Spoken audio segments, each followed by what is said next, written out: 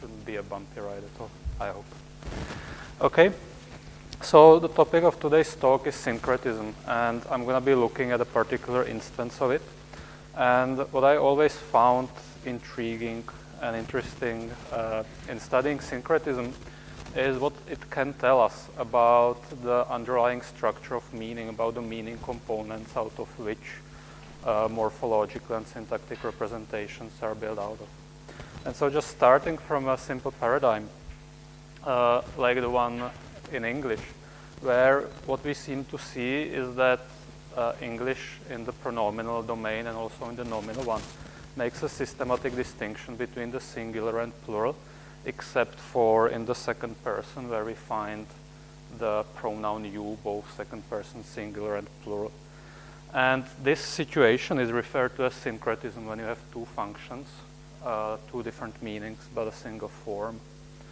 Okay, and what's been interesting to me to study about syncretism is because the hypothesis I'll be following is that it tells us something about the meaning composition of the categories which show syncretism. So in this particular case, it's relatively easy to see that the singular one, you, refers to an addressee, whereas the second plural refers to addressee and other persons. Okay. And there is a clear meaning overlap. So the bold-faced addressee meaning is shared by both expressions, and that is quite likely the reason for why we can have a single marker serving the two functions. Okay, so syncretism simply tells us something about the meaning overlap. And today I will look at the marking of datives, allatives, and locatives in the languages of the world, building on a typological study by Blansitt from the 80s.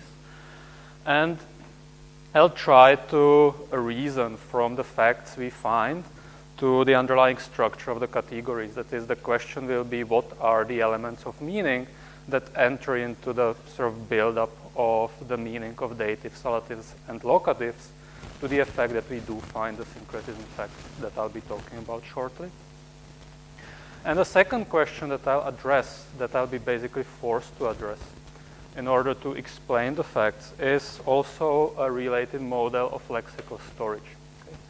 So there is a traditional idea that when you have a marker like you, the pronoun, it actually in the lexicon, it's kind of specified for the bold-faced meaning, for the smallest or largest common denominator of the two environments where it appears. That is, the morpheme you in the lexicon means addressee. Okay, and that I will refer to as underspecification. Since it refers to the addressee, it can also be used to express the meaning of addressee plus someone else. Okay, it's underspecified. And that's been the tradition going at least 100 years back, maybe even more. There is an alternative approach, namely overspecification, which has not been pursued much, but the idea is the complete reverse and apparently only a small notational variant of the previous version. Yet at the case we will look at, we will see that there's some important differences this makes. So the overspecification alternative would sort of lead us to lexically store the pronoun you as specified both for the addressee and others. And since it can pronounce the two elements of meaning, it can also pronounce a subset of that specification. Okay, so these are the two logical approaches. And we will see what difference that makes when we look at the pattern that we actually want to explain in this particular talk. So as said, I'll be looking at the marking of datives, allatives, and locatives. And I'll define them by their function. So even though usually datives and allatives and locatives refer to more narrowly to case markers, I'll be basically looking at any marker, be that a free morpheme or a suffix or a prefix, whatever a particular language happens to have, that has a particular function, the recipient for the dative, goal of motion for the allative, and location or the place where for the locative. So if we look at a specific language, for example, like Basque, I'll always be presenting three examples. The top one is usually trying to use the verb to give for the recipient for the dative. So I've given a gift to my father and mother, so I've got father with the ri, mother, also with re, so re is the dative marker. They called Javier to the office. So the idea here is that they did the calling. As a result, Javier has undergone a change of location from not being in the office to being in the office. So that's our allative marker ra. And Pati sowed wheat in the field, that's the location, and we have the marker an. So there's no syncretism to speak of in Basque. And so what you see is that in general, there is no problem for languages to keep the three rows separate. Nevertheless, what we do find is that there are also syncretisms. So one or more of these grammatical roles are marked the same. And Blansitt back in 1988 has noticed that the functions, if you order them dative, allative, and locative, can be identically marked only if the identically marked functions are contiguous in the order as shown in 6. And so, for example, what you can find is that when all the markers are marked the same, so I'm denoting that by the shading, okay, the dative, the allative, and the locative have a single marker. So that's fine, we find it. We also do find languages where the dative and the allative are marked the same, the locative is different.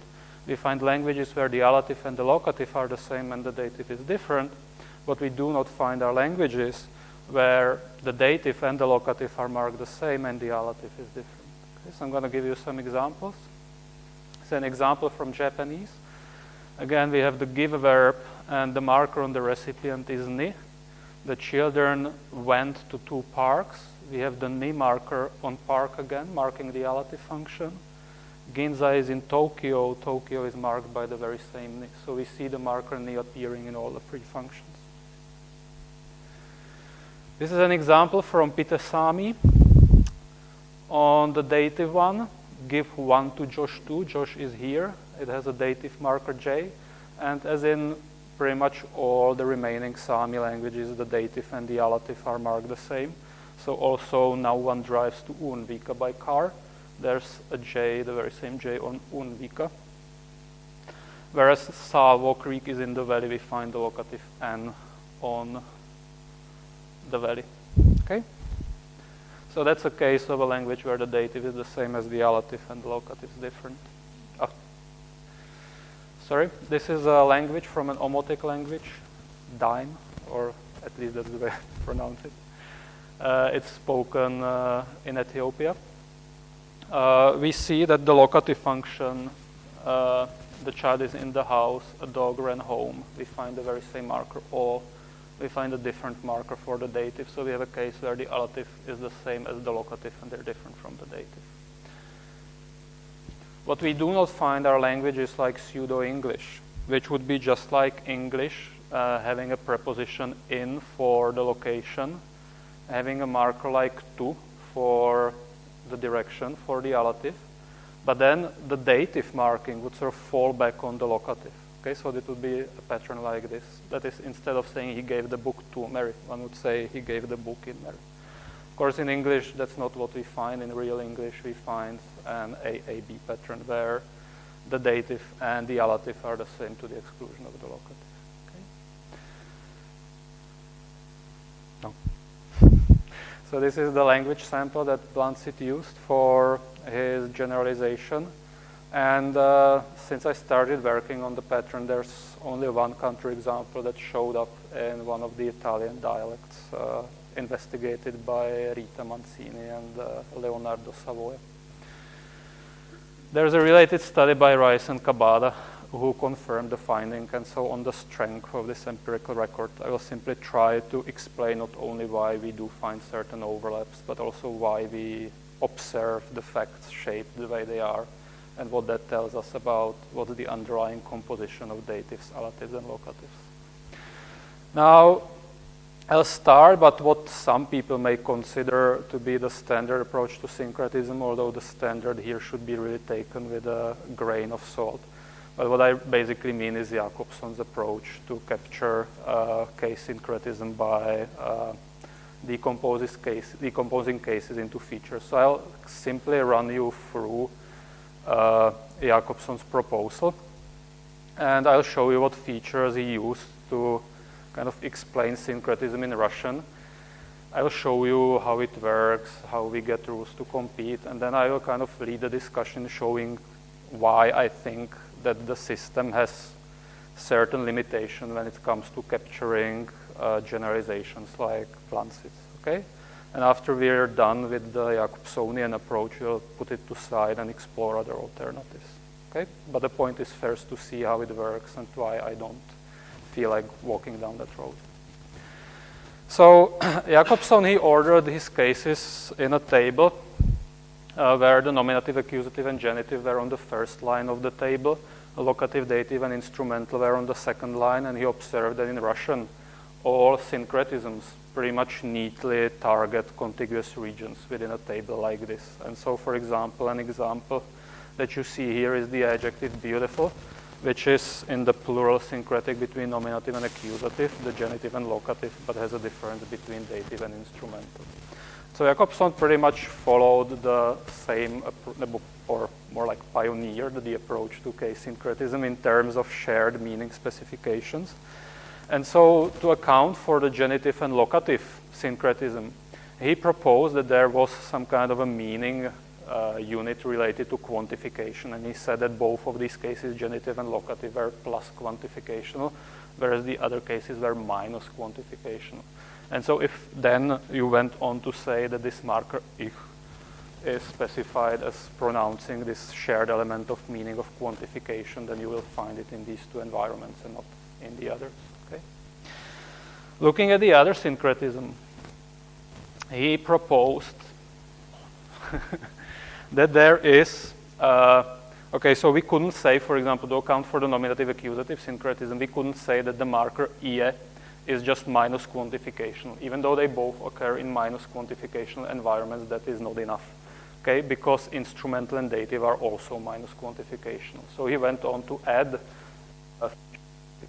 in a way to arrive at a satisfactory classification of the Russian case system, and he came up with these features plus peripheral versus minus peripheral. Okay, so the nominative, accusative, and genitive were somehow central in the grammatical functions of the sentence, whereas the plus peripheral kind of expressed adjuncts and so on and so forth. And so that was his idea of what the feature minus peripheral would be doing. And then once we have the feature minus peripheral, we could actually say that ie basically reveals this shared meaning, which is both minus peripheral and minus quantificational. Okay, these two features are characteristic only for the nominative and accusative. In order to distinguish between the nominative and accusative, he ultimately also proposed a feature like plus directional and minus directional, where accusative and dative were characterized as plus directional, the accusative on the grounds that the action is aimed usually at the object, so it proceeds in the direction of the object. The dative marking recipients or goals in certain constructions would also be understood as plus directional. Okay? Now, that's the basic idea of Jakobsonian system. The question then becomes how to capture syncretisms which are kind of nicely linearly adjacent in his table, occupying, for example, the locative and the dative, yet there doesn't seem to be any feature that they share together. Okay, so we couldn't say that they were plus peripheral because the instrumental is also plus peripheral. Okay, and they differ in all other features than the peripheral. So this one is plus quantification, this one minus, this one is plus directional, this one minus. So they really share only the feature plus peripheral in the Jakobson system. Okay, so the question is really how to group them together. And one of the ideas that people proposed is that a really is just peripheral. And then in fact, it can also appear in principle in the instrumental case because it is a peripheral case. Okay? It's just that in the instrumental, there is the marker oi, which is dedicated instrumental marker, okay, specified for all the meaning components of the instrumental, therefore leading to some kind of a competition in the table. Okay, so these are later kind of developments of Jakobson's thinking throughout the syncretism literature. And because there is this competition between the a and the oi is more specific, it kind of outcompetes the a, so the a conveniently disappears. Okay? So that's the basic idea of a competition-based approach and how to use it to bring Jakobson's approach further to something like a descriptive success. Okay, and the reasoning which I now described to you has been formally implemented, for example, in the distributed morphology framework. Okay, so they have something they call the subset principle, which basically is nothing but a formal implementation of underspecification, which says that if a marker is specified as plus peripheral, okay, like the A in the last slide, it can appear in all the cells that have the plus peripheral and maybe even more. Okay, so the lexical item has to be a subset of the cells where it appears. And then there's the so-called elsewhere principle, going back to Kiparsky and ultimately to Sanskrit grammarians, which says that when you have competition, like in the instrumental, the more specific item wins. Okay, so that's the logic how people try to bring the approach further to capture the data at hand. So this kind of a implementation ultimately turns out to be, I think, a deadly fix. Okay, so it does fix something. It kind of brings the descriptive adequacy further, but at the cost of basically allowing anything to happen. And so I will now lead the discussion in a way to show you why this basically throws out any empirical content out of the theory. So this is a real paradigm of the numeral 1, I believe. And you see that there is a syncretism in the kind of non-structural cases. So there are adna, adnu, and then in the remaining oblique cases you find the form adnoi. Okay, so the question is, how do we capture that? And again, what we observe is that oi here appears both in minus peripheral, plus peripheral environments, minus directional, plus directional, minus quantificational, plus quantificational. So ultimately the only thing we can say is that it appears basically, it can in principle appear in any cell pronouncing any case whatsoever for the particular numeral. Okay, there is no common denominator other than basically case. Okay, it's a case marker.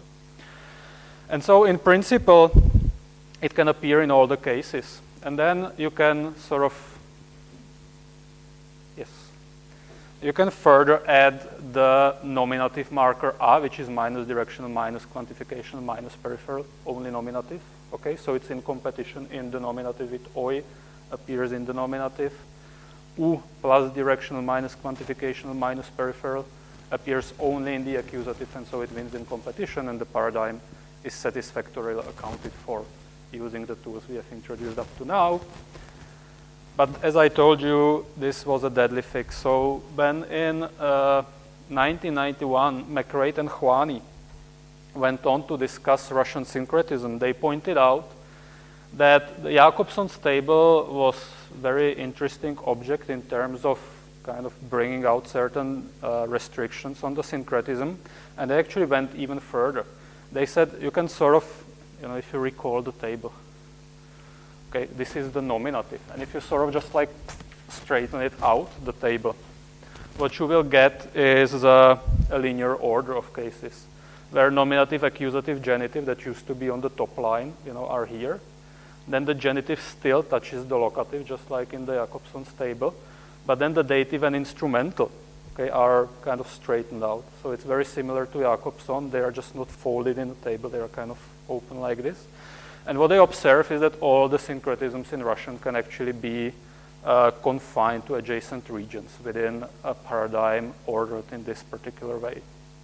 And they use it as an argument against Jakobson because they say the Jakobsonian features basically fail to deliver any result that would be even remotely similar to this one. Why is that so?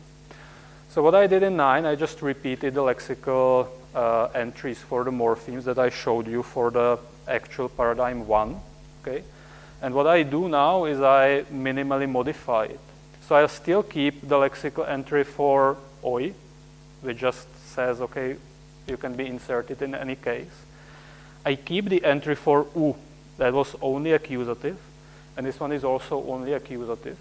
And what I minimally change is just the specification for the a, which before just used to target specifically nominative. And so here, just for the purpose of the argument, I created it as a locative marker. So I just copied mechanically the feature that you would find in the locative case. Okay, so let us think what will happen when we have rules like this. Okay, there is nothing in the Jakobson's machinery as augmented by the later tradition that would prevent us from having a rule specification like that. What such a rule specification leads to is we have a general marker that appears in all cases but in the locative and in the accusative. That is, it appears in nominative.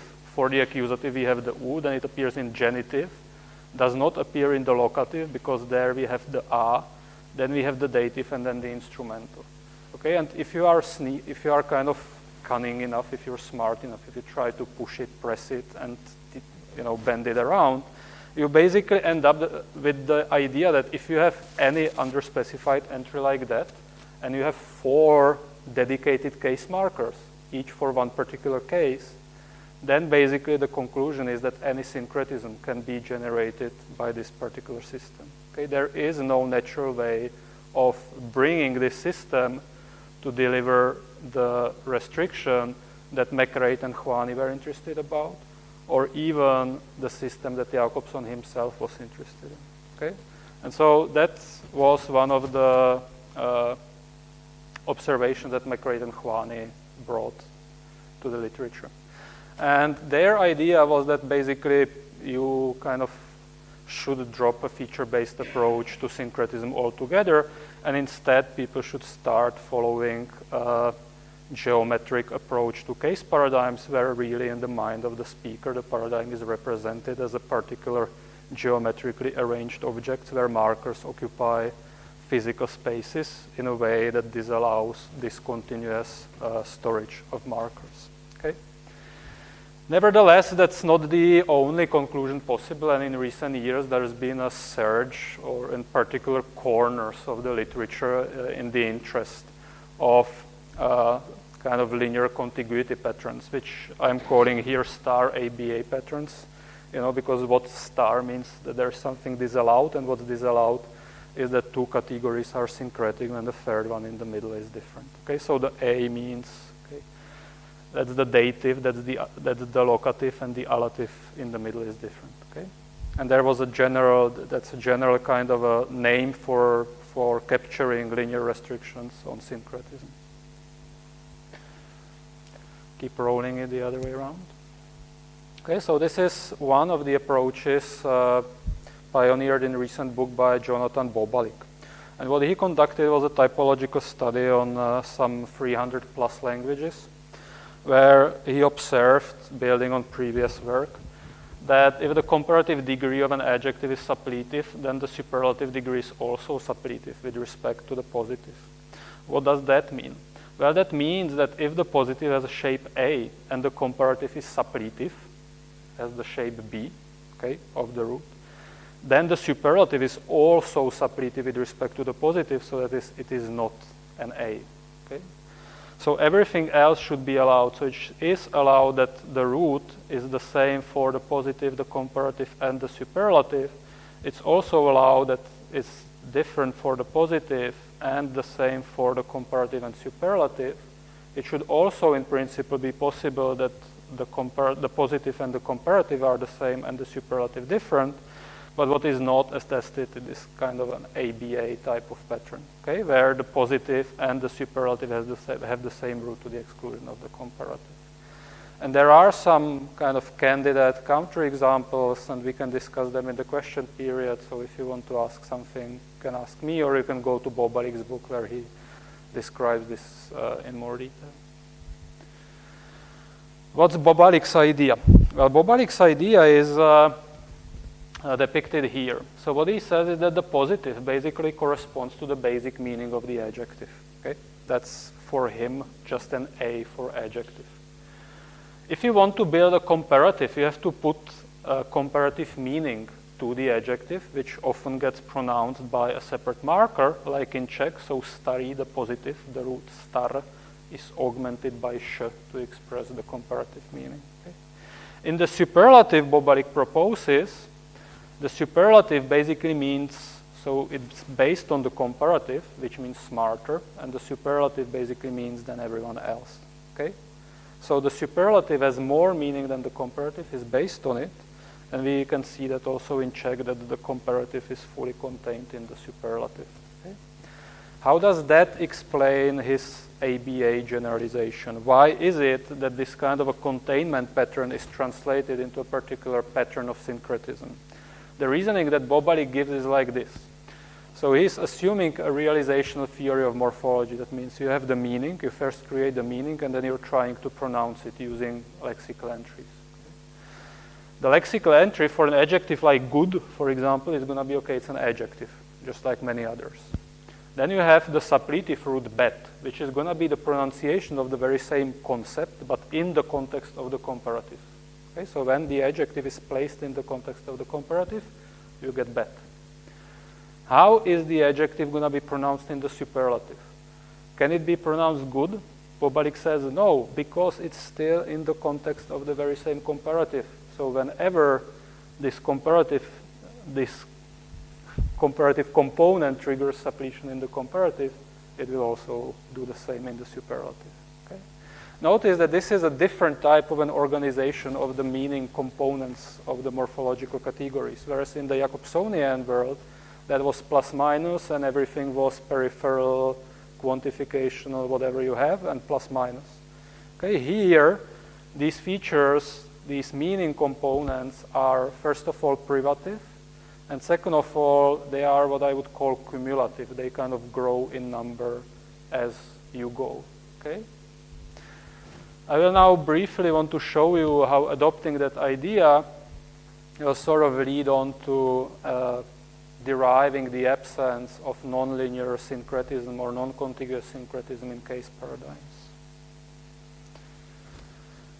So this is the gist of the idea. It's not a full picture, but this is the gist of the idea. The idea is that the nominative is basically a default form of a case. For example, people have noticed if you have hanging topics, when there's something that doesn't force you to have a particular case, it's going to show up in nominative. Okay?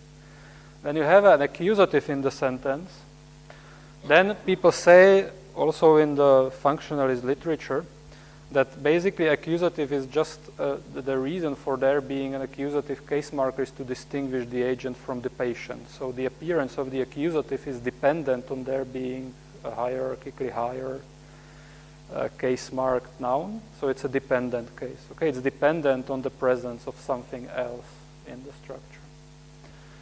Then following the observation, okay, that accusatives and nominatives, are often in kind of productive case shifting relations in the passive, and the genitives don't seem to be subject to the same kind of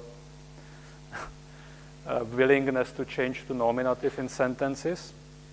People sometimes characterize it by saying they are oblique, and oblique means I don't participate in active-passive relations, in reflexives, and so on. I don't want to be part of this. Okay? And there's very many ways of characterizing it, but the only thing I'm really interested in here is not motivating a particular proposal, but giving you the logic of how you can go on to capture it. Okay? And the dative, the genitive tends to describe stative possession. Okay? The dative is a directional case, means the change of possession, so one could, for the sake of the argument, pretend that there's some kind of a directionality involved in the meaning of the dative. Okay, but what you see is that unlike Jakobson, I have simply taken the spirit of Bobalik's analysis and applied it to case. Okay, my features are not binary, they're not plus minus, okay, and they accumulate as I go down in the sequence of cases that McRae and Juani brought to our attention. Okay? So here in 16, that's basically a different but basically an equivalent way of looking at the case system. Here I just say that the feature directional is characteristic only for the dative. Okay? The feature oblique is characteristic for the dative and the genitive. The feature dependent is characteristic for dative, genitive, accusative, and so on. Okay? And so the first observation is that if you have morphemes, that is case markers, which will feed on these features, they will, by necessity, only pick contiguous regions in the sequence nominative, accusative, genitive, dative. Okay? There is no single feature there that picks out a non-contiguous sequence. That's basically the point of 16.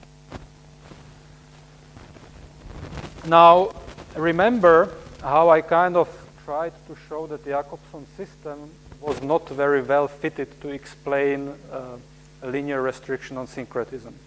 What I did was I sort of pretended there was a general case marker that could basically be the pronunciation of any case function. So I have that here. Okay, this is my alpha. I'm now here trying to kind of see whether this new system can also has the same flaw, to put it that way, as the Jakobson system. So it's a general case marker that can pronounce any case, nominative, accusative, genitive, dative. How do I create a non-contiguous pattern? I would now try to create a marker that is specific, for example, for the genitive. If I succeed to create a marker that's specific for the genitive, it will pronounce the genitive and create a non-contiguous syncretism between the accusative and the dative below it. Okay? So I try now to do a genitive marker. Remember, genitive has this specification, and so I say that this is my genitive marker, and the best thing I can do is to specify it as an oblique marker. Okay, that's the most specific feature that the genitive has. But it is not unique to the genitive. It is also characteristic for the dative. And so when I actually go on to generate my full paradigm, I have the marker alpha, which can appear in all cases, and then I have the marker beta, which can appear in genitive and dative. And so here it is more specific, you know, it applies in a proper subset of environments compared to alpha. And so my hands are tied. I cannot, with this system of decomposition, I cannot generate a non-contiguous syncretism. Okay? So that's what McRae and Hwani insisted we should try doing. Okay? So the observation that people have made following up on McRae and Hwani's work is that it's not really necessary, even if you have linear constraints on syncretism, it's not necessary to give up on features altogether. You can also have a more kind of a conservative proposal and say we still think that maybe syncretism reveals something about meaning, organization. Okay? It's just that the meaning of organization has to be of this type. The categories have privative meaning elements, and they accumulate in the direction, in the hierarchy, or in the linear constraint that we observe. And there has been a surge of work that sort of looked at various contiguity restrictions for participles and verb forms in general, for locatives and directionals, for negation, for WH pronouns, for demonstratives, whatever you have, and people have been proposing this type of an approach of decomposition. Now, if I were now to sort of take the lesson, you know, that these people have proposed, and I try to use it to explain my data, it's not going to go good, okay? So, but I will first show you why it doesn't go good, and then I propose a new type of explanation for Blansitt generalization. Okay, so I've got two logical options. What are they? First, remember Blansitt generalization is the dative is the same as the allative, and when the dative is the same as the locative, then the allative also has to be the same. Okay, so how do I do this? Well, I can say that the dative has the smallest number of features, and whatever its meaning is, let me suppose that just like with the adjective, this is the meaning of the dative. Then I will say you have to add some component of meaning to the dative so that you get the allative, and then I will later think about what that component of meaning is going to mean, so that when I combine it with the contribution of the dative, I will get the meaning of the allative. And then I will take the allative and add a component of meaning to get the locative. Okay, so I maintain kind of mechanically the same type of organization. And then I will ask later what these features mean. There's a second option. Namely, I will say that the locative is the simplest, whereas before I said it was the allative, now I say it's the locative. The allative is built on the basis of the locative by adding some element of meaning, and the dative is built from the allative. Okay, which of them is correct? Well, I have to go, and just like Bobarik looked at the containment of comparatives and superlatives, I will now go into languages and see which one of them tends to contain the others. And we will see there's surprises coming up. One surprise is already in Blansitt's work. So he says that when you look at Tigrinya, which is an Afro-Asiatic language spoken in north of Africa, when you look at the marking of dative is ne, when you look at the locative is ab, and the allative is nab.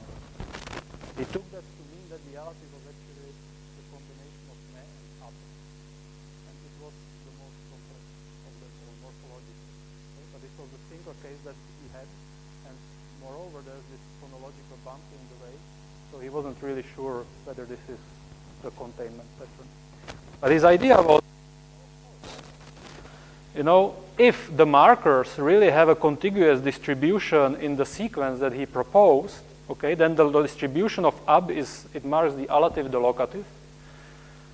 The ne marks the dative and the allative, and here they overlap, and so you get both of them at the same time. Okay, that was his idea. But he said the evidence was very scarce. And so I went further, and I looked at some other languages. And so this is Macedonian. Macedonian, you know very well, has lost cases, so the dative function now these days is expressed by the preposition na. Okay? The locative, I am at the park, is expressed by kai.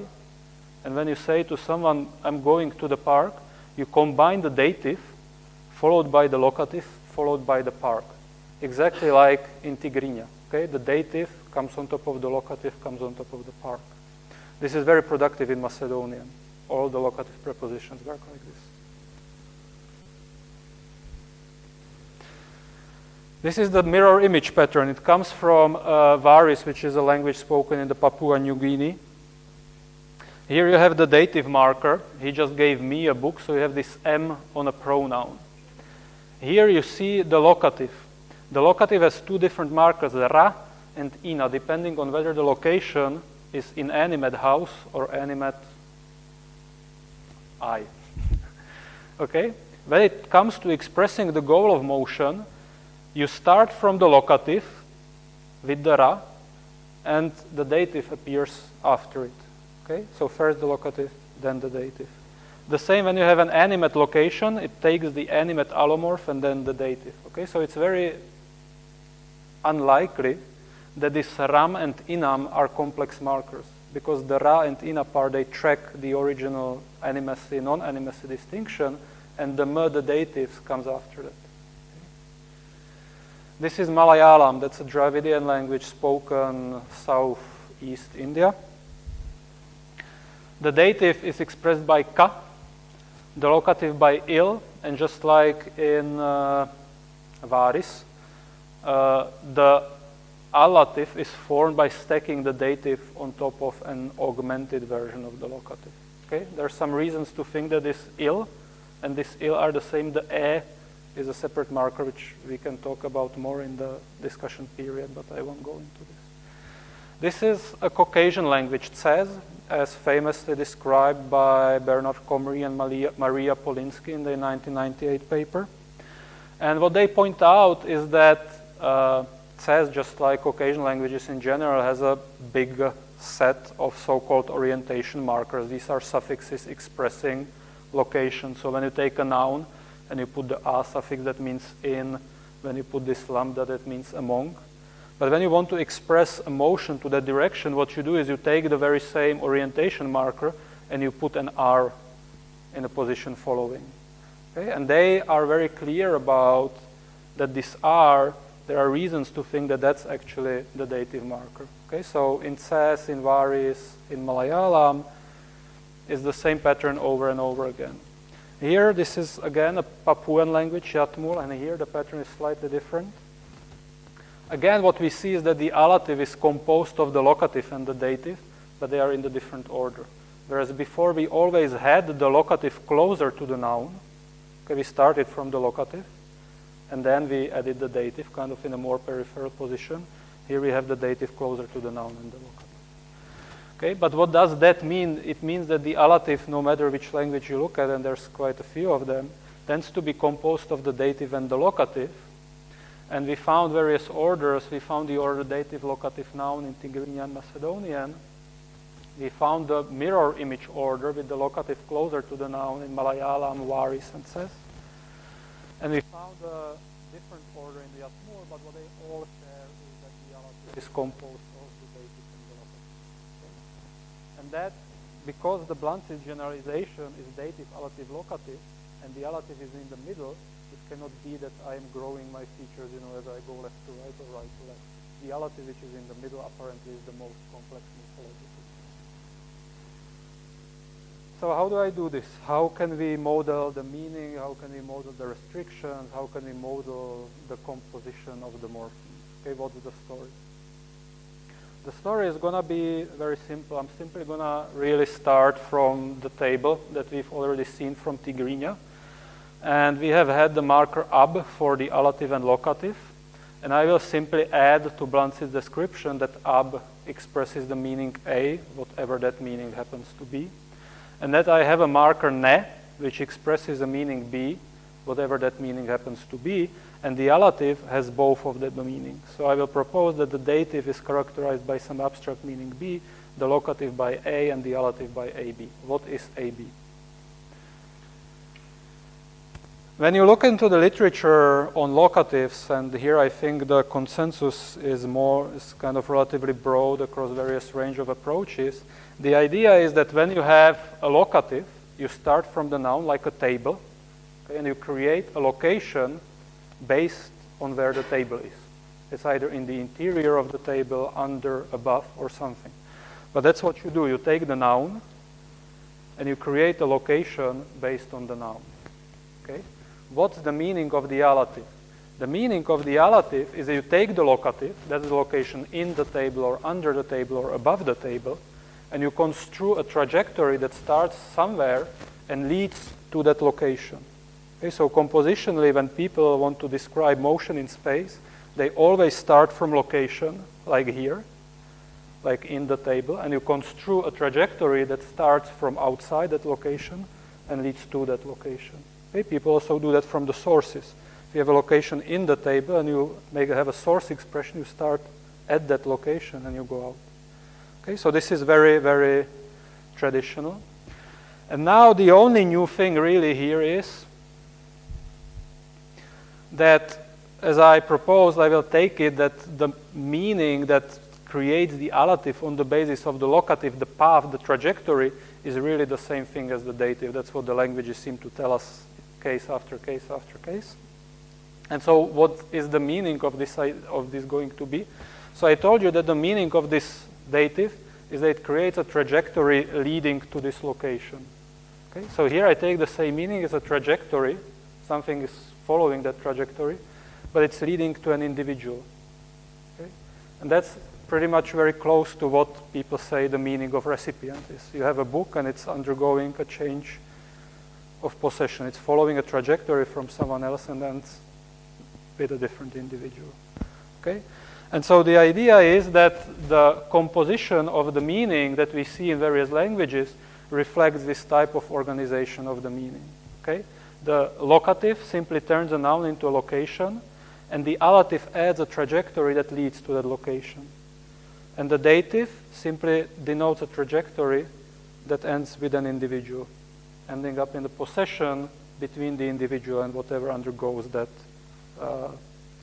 movement on the trajectory. That also explains the way the markers in the complex languages tend to come ordered, So we've noticed that in Macedonian we always had the locative marker closer to the noun than the allative marker. Okay, if we assume that the meaning is unstructured, that it's simply A, B, whatever, combined it together somehow, okay, that asymmetry in the ordering would not be captured. What we seem to be finding more often than not is that the locative first combines with the noun, the allative, the dative comes later. In the mirror image languages like Varis, Yatmur, Malayalam, is the same organization, just the ordering is different. But still you first turn the noun into a location and then you add the dative on top of that, leading to a trajectory ending up at that location. There's slightly involved story about what are we going to say about languages like Yatmur, where the markers come in the other order. Okay? And there is an approach going back to Cinque 2005, where he looked at Greenberg's Universal 20. Greenberg Universal 20 pertains to the ordering of modifiers of the noun. For example, the demonstrative precedes the adjective, precedes the noun. Okay?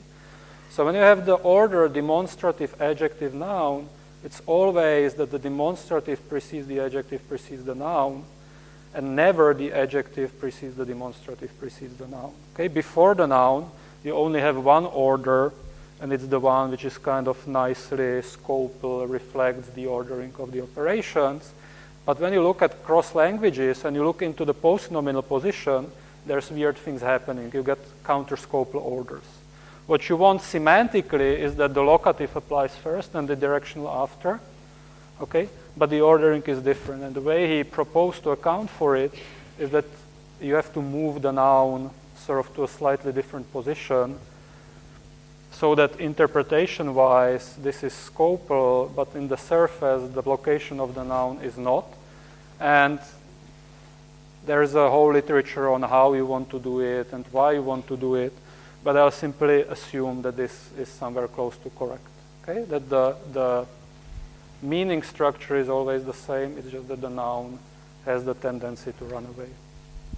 Thereby explaining the asymmetry where before the noun you always find the scopal orders, whereas after the noun you find the scopal and the counterscopal order. The reason for the counterscopal order is because the noun can run away. So now the question is, how can we use this new finding to explain the syncretism pattern? I will start by simply asking the question, what are we going to do with languages which have a simple allative marker? Okay? I'll be treating simple allative markers as portmanteaus. What is a portmanteau morpheme? Portmanteau morpheme is such a morpheme that pronounces more features inside itself. Okay? So for example, when you look at the English he walks, so there is a S at the end, and it expresses person, third person, and singular. It expresses two categories at once. I will take markers like this, allative ra, to be precisely of the same type of portmanteau morpheme. Namely, I will understand it as a type of a morpheme that inside it expresses both the B and A features. Okay? So the idea for languages like Basque is that they are exactly the same, like Yatmul, which is the weird language with the counterscopal order, where you take the noun away from the two features, B and A, which remain in the scopal order, but the noun is to the left. And the only difference between Basque and languages like Yatmul is that in Yatmul, the allative marker, ra, is actually the pronunciation of both of these features. Okay? And notice that the way I did it here, and I will not be really leading you through the technicalities, is I'm assuming that there is a nesting structure, there is an order in which you have to apply the meaning components. It's just the morphology pronounces them at a single time. Okay? And I will not be elaborating on that very much. I will just simply go back to the idea that the locative corresponds to the location, the dative corresponds to a path, and the allative corresponds to a path leading to a location. And I will now show you how the Blansitt generalization follows, and then I am done, okay? And I will be right on time. So I will again take the idea, which I already mentioned, that you build the meaning representation first, and your lexical entries simply pronounce that representation. Okay?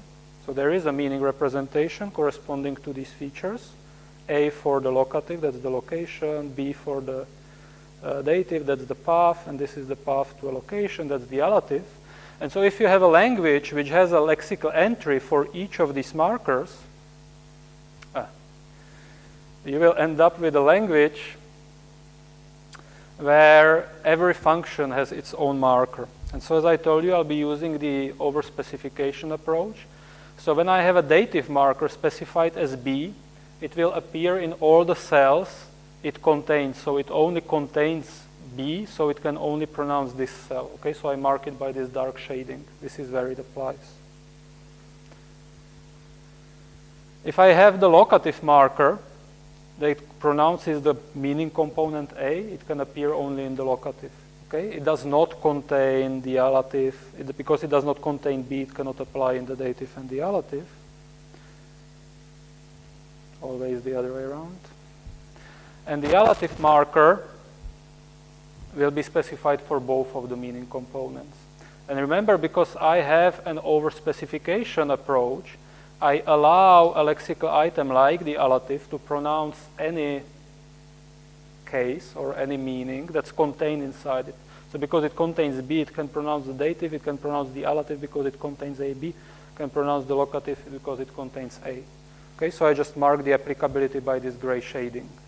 And now we do the competition, and you can easily see that here the locative is going to be more specific, so the locative marker here wins. Okay, and you get a language where there is no syncretism. The other languages which do have syncretism will always have this allative marker, but will lack one or the other or both. Okay, so let me just show that to you.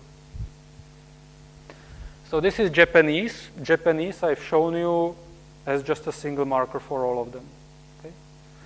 So it will have the marker ni, which lexically will be specified in exactly the same way as the Basque allative. It will simply lack the competitors. And because it has no competitors, and it contains all the relevant cells of the paradigm in its meaning specification, you will just only see the ni. Okay. Now comes the Pitasami. So Pitasami has a marker J, y, which is syncretic between the allative and the dative. Okay? So what the model of the language will be like is that, again, it has the allative marker, which is a multi-purpose marker. It contains all the meanings. In principle, can pronounce all the functions. But it has a competitor in the locative, which is n. And so in Pitasami, ultimately what you have is the multi-purpose marker surfacing only in the dative and the allative, but not in the locative. Okay?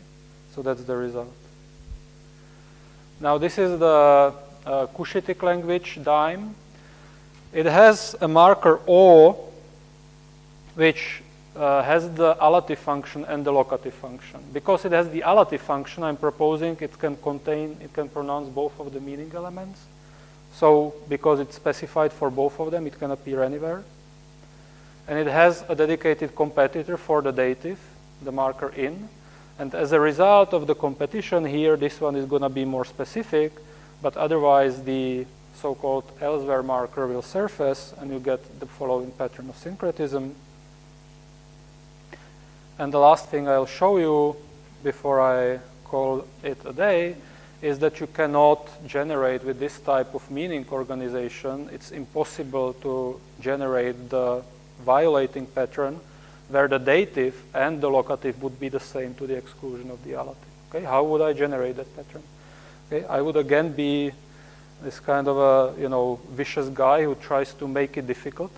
So I will have this kind of a marker that's specified as A and B, and I just said because it contains the B meaning, it can pronounce B, it contains the A meaning, so it can pronounce A.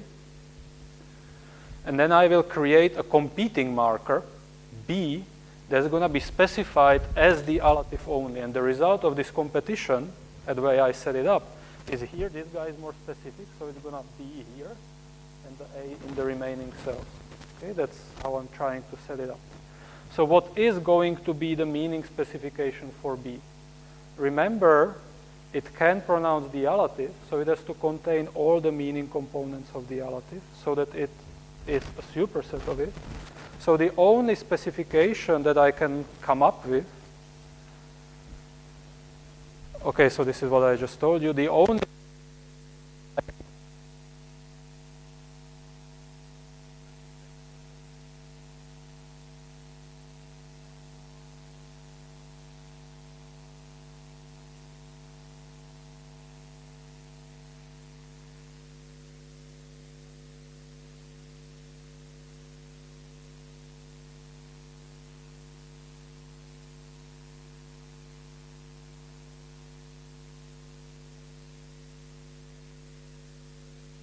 to derive that paradigm as hard as I could, and I figure out that I can't with the meaning components I set up and with this kind of overspecification approach in my bag. And so that's the good result, okay? That's how I show you that when you adopt this meaning specification, it's not only that the containment falls into place, but also Blansitt's generalization is derived from the idea that that's the meaning components. And so here I just scroll forwards through an anticlimax to thank you.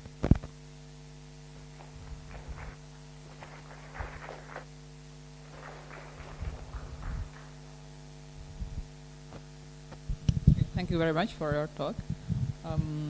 Okay, I open the discussion.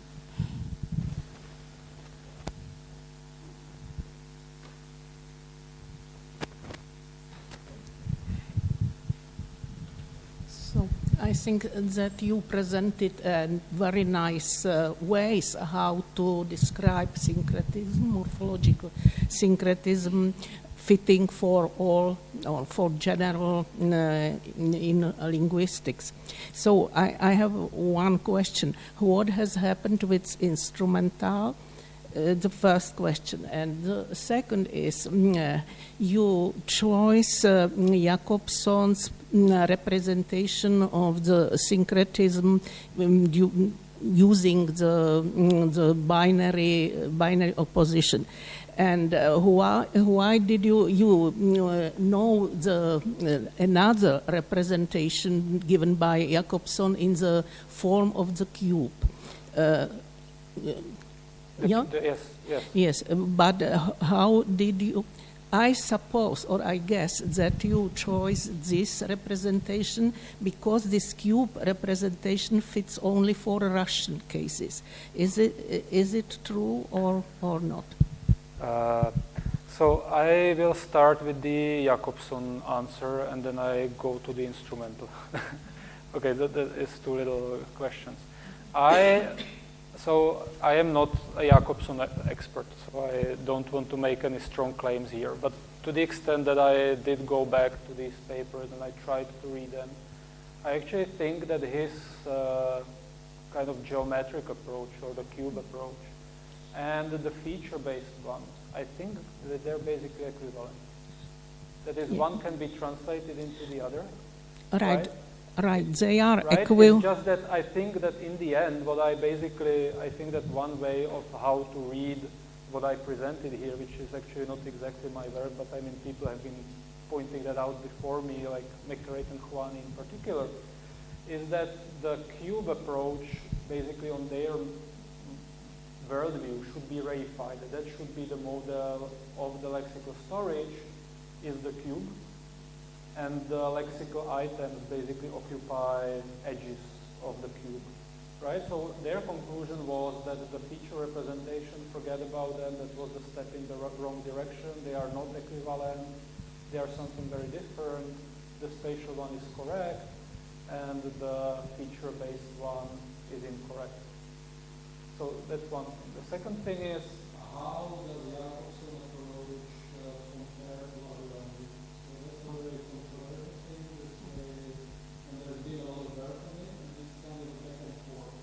So I think that, to be honest, the Jakobson approach, or the findings that we have, and even the McRae-Kwani approach, when we try to linearly order the paradigm, that's actually quite good for a very significant number of languages. So I figured out that I was interested in it is that already Sanskrit grammarians order the paradigm in one particular way for Sanskrit, so that all the homophonies, syncretism that you find in Sanskrit fit a linear order. You can do the same for a lot of languages, but in a lot of languages it fails. And for the languages where this fails, there is a debate. And the debate takes the following form. So how strong are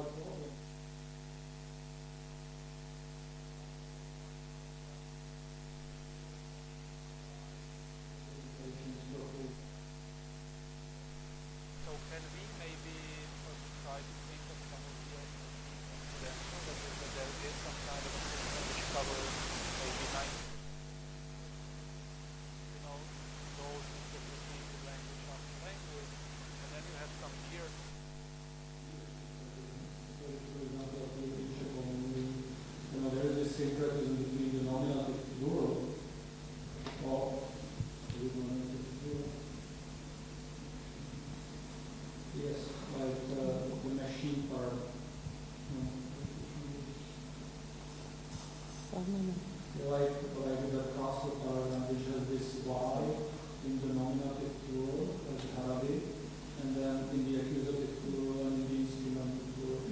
And the instrumental being syncretic with nominative and accusative is very, very rare linguistically.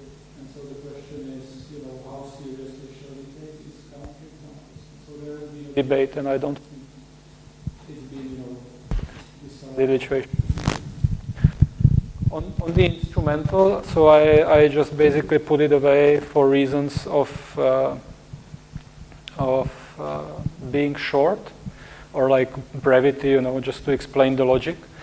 But there is an interesting kind of a correlation which does not show up in Czech, but it does show up in a lot of languages outside of the Slavic-speaking area. In fact, to the extent that, for example, in the Austronesian language family, there's a very frequent syncretism, and also in Caucasian languages, between instrumental and source. So, like, he jumped out of the box, or he, ran out from under the table, or something like that. And the way that people, even like writing descriptive grammars of these languages, try to explain that. So the way they try to look at it is that the instrumental, being a marker for instruments, they see the instruments as a kind of a source of the event, in a metaphorical way. So there is some kind of a figure-ground relationship between them, such that the instrument is the source of the event. Whereas with the source marking, right, it's the location, which is a source of motion. And so that's the way they're trying to bring them together.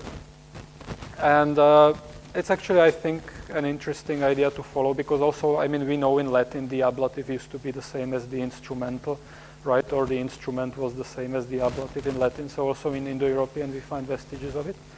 And so that's the first kind of part of a story. So the instrument, cross-linguistically, instrumental has the tendency to express source, okay?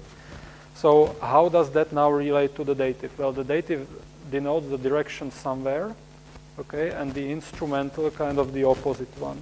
And so there have been people saying that actually sources tend to be, again, morphologically more complex than goals, and there's kind of a general cognitive bias for interpreting things as goal as sources, that the source is actually a reversed path compared to the directional. So the direction too, like on the table, goes like this, and the from the table is a reversed path. So it actually contains the two paths, but the reversal. So that's kind of a complicated answer to your question. Thank you very much. Thank you. Well, maybe I'm asking about the same thing. So I was wondering about prepositions such as onto, into, from behind, maybe in Czech spoza, and also in German you have these adverbial particles like heraus, hinein. There is probably no syncretism here, right? But have you ever looked into this? Is there anything interesting to say? From your point?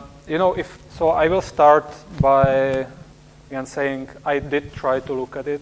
It's a can of worms, as everything, so one has to be careful. Nevertheless, there are some interesting generalizations emerging, okay? And so, for example, if I would just to start with Czech, okay, how would I fit Czech to the general dative allative pattern, okay? So I think that if there is any vestige or trace of this kind of a general cross-linguistic pattern in Czech, it would be the prepositional phrase like k domu, ke Karlovi, whatever you have there. The preposition k kind of, is what differentiates between the dative and the allative, right? So we have seen lots of languages where allatives are based on datives, and the Czech pattern seems to be actually an expected mutation of that pattern.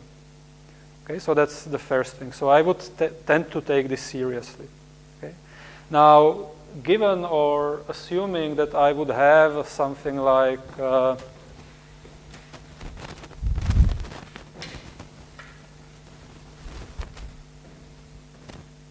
don't know if you'll be able to see this, but so, okay. right? So that's the dative, and this is whatever brings the dative to the allative, okay? Now, how does that gonna go with the the, right? Even starting with the simple one, okay? There's gonna be, again, two components of the source. The, or let's say, the is simpler, right?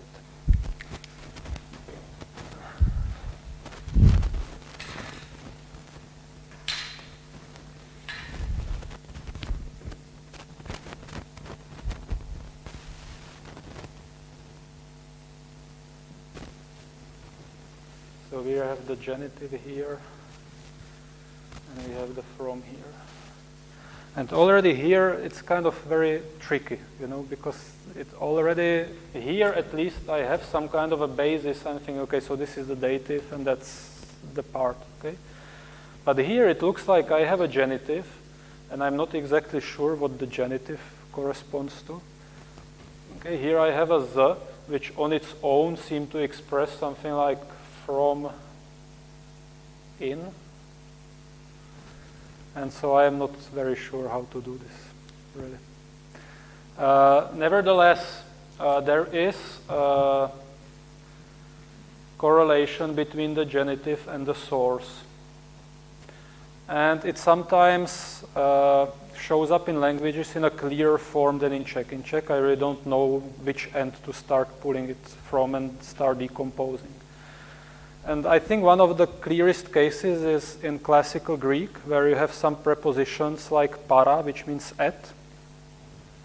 And the pattern is a bit like this. When you have para, and then you have the noun, and then you have a genitive, so that means from, okay? And the reason why it's simpler is because when you have this same preposition with a dative, it means at. And when you have the same preposition with an accusative, it means to. Okay? And the reason why it's different is because in Greek, when you observe this pattern in full, for some preposition you find it in full, in some prepositions, you know, there's a lot of... So this part here seems to be invariant and seems to correspond to the location, you know, to the particular configuration that you have. It means at. And this basically codes the distinction between stationary to from. Okay, so the prepositions themselves have nothing to do with encoding direction, stationary location, or source. It's the case markers which do it. And so in the type of representations that I have been using, that kind of leads to a very kind of a paradoxical structure. It's paradoxical from the perspective of morphology, because the semantic interpretation you would expect is you have the preposition, par, combining with the noun, denoting a particular configuration between the object and another one. Okay, and so this is the location.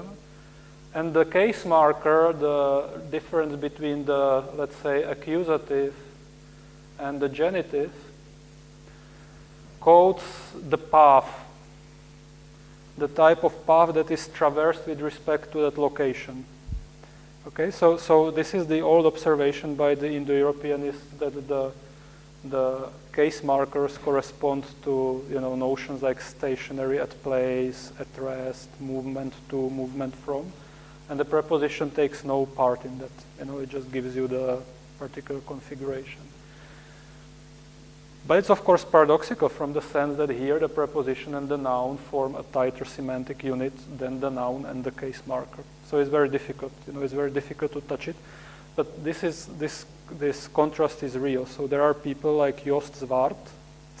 He's one of like famous people in semantics of spatial expressions, and he does also computer implementations, and he says these are real problems for compositional semantics.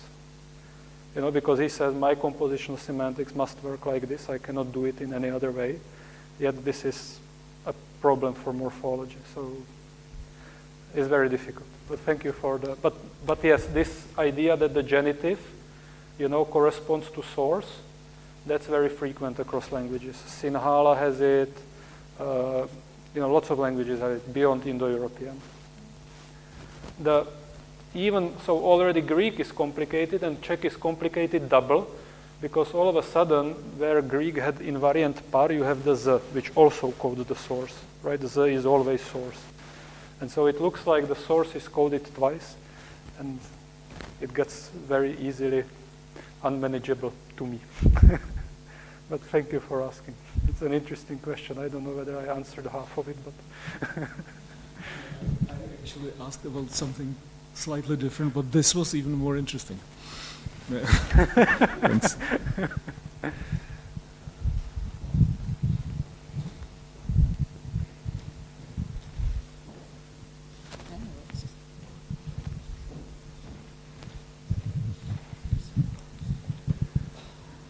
Thank you for a nice discussion.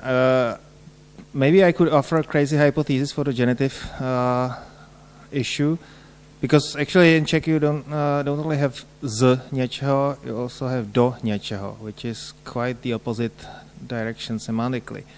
And I think there are languages, I believe it happens in Hindi and somewhere else, where you have compound prepositions, which essentially mean something like from inside of something or to inside of something and so on. So is it possible that, and then you would actually have genitive, the of something would be a genitive encoded. Is it possible that thousands of years ago there was something like that in Indo-European and then the middle part, the noun, disappeared?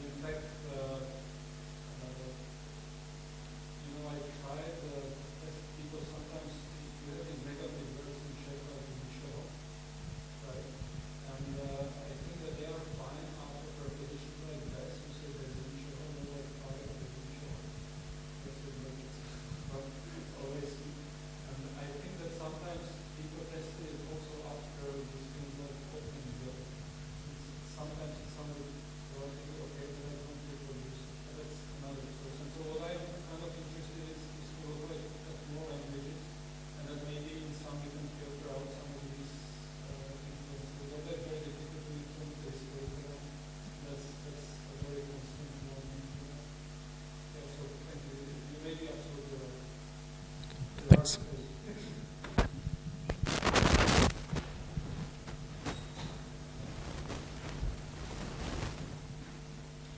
Okay, any questions?